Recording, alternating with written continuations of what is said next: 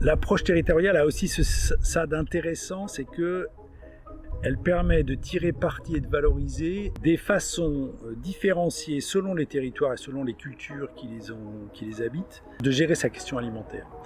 Et qu'on peut tirer parti de cette diversité comme source d'inspiration.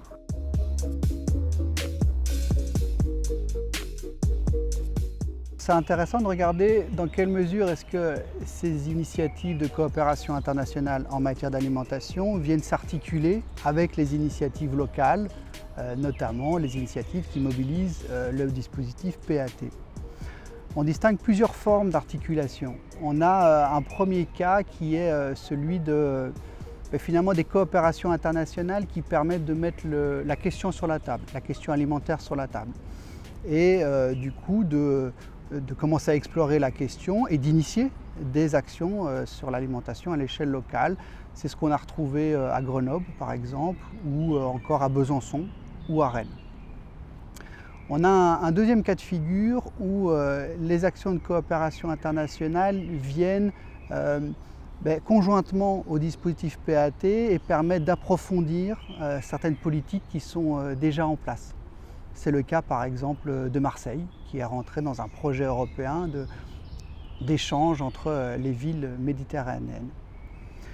Et puis on a un troisième cas de figure qui est un peu plus spécifique, qui est constitué par les agglomérations qui sont impliquées dans des réseaux internationaux relatifs à l'alimentation, comme par exemple le Pacte de Milan.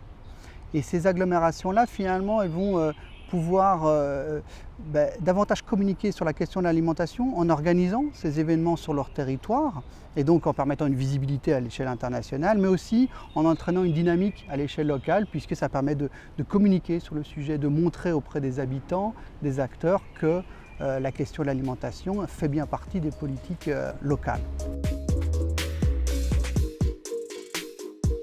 Les collectivités disposent de nombreux dispositifs pour démarrer une coopération. Ça peut être un réseau de villes avec le Pacte de Milan ou C40, mais ça peut être aussi le réseau de jumelage, donc, où les coopérations existent déjà et les liens entre les territoires existent déjà, ou encore des projets européens. Et donc on pense notamment au dispositif Erasmus+, qui est assez accessible pour les territoires pour faire de l'échange de pratiques et de savoir.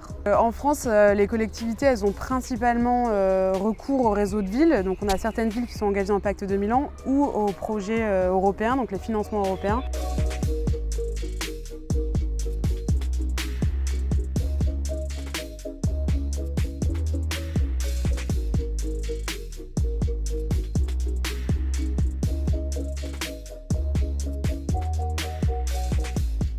Le jumelage avec la ville de Fès a démarré en 2003, à l'origine plutôt sur des questions d'aménagement urbain, durable, de biodiversité, d'éducation, de culture. Et là, très récemment, le jumelage a porté plutôt sur des questions d'alimentation, d'agriculture, d'agroécologie et d'actions pédagogiques autour des enfants, enfin des actions pédagogiques dans les restaurations scolaires ou d'actions pédagogiques dans la ville de manière générale.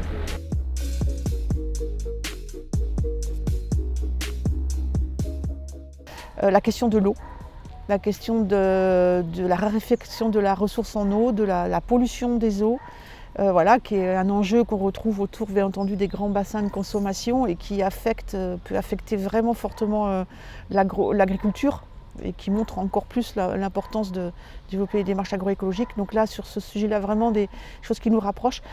On en parlait, la question du rôle que peut jouer des outils structurants comme les marchés d'intérêt nationaux auprès des villes. Et là, on apprend beaucoup au contact de nos territoires partenaires, que ce soit la ville de Fès ou le département de Rufisque. Les visites d'élus sont toujours extrêmement enrichissantes. La rencontre avec nos partenaires, c'est des temps privilégiés où vraiment on observe d'autres façons de faire.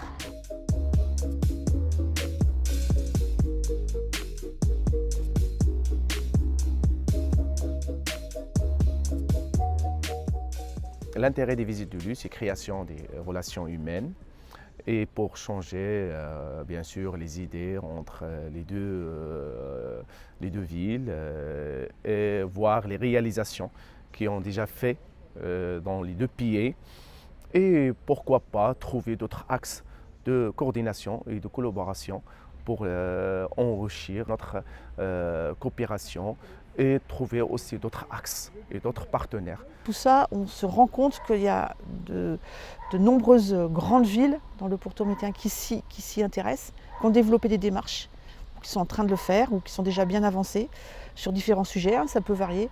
Et on a beaucoup à apprendre et à échanger.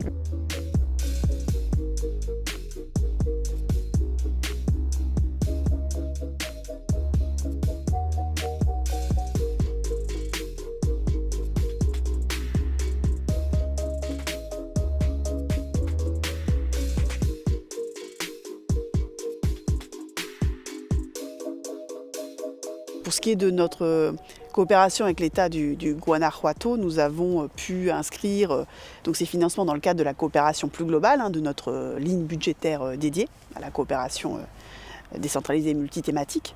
Mais également, bien sûr, nous avons exploité, je dirais, le levier aussi des appels à projets franco-mexicains du ministère des Affaires étrangères.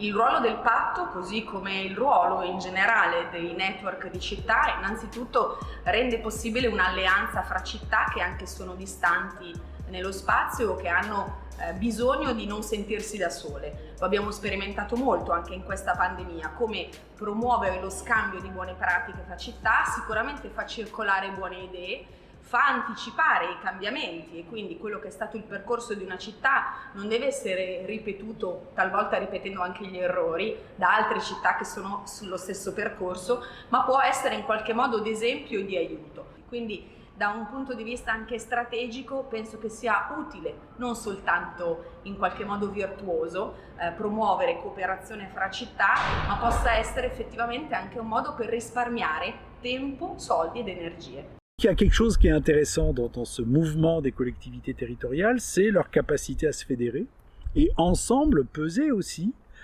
dans les rapports de force qui aujourd'hui font la gouvernance des systèmes alimentaires à l'échelle nationale ou à l'échelle internationale.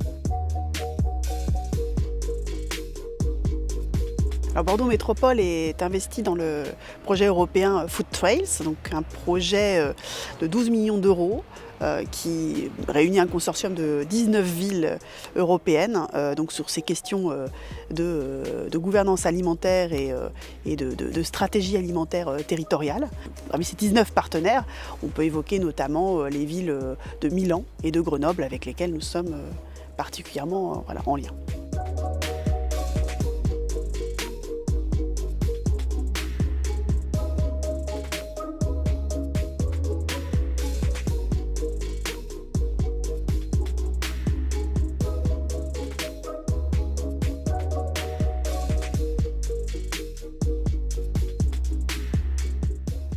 À partir de l'alimentation, tu peux parler de tout. Des pratiques culinaires, donc de la culture, on peut vite partir sur la politique, sur les politiques publiques, sur l'agriculture, sur la protection de l'environnement, sur les ressources, la santé, complètement liée. Et c'est vrai que tout tourne autour de l'alimentation. C'est une forme de laboratoire d'idées en fait.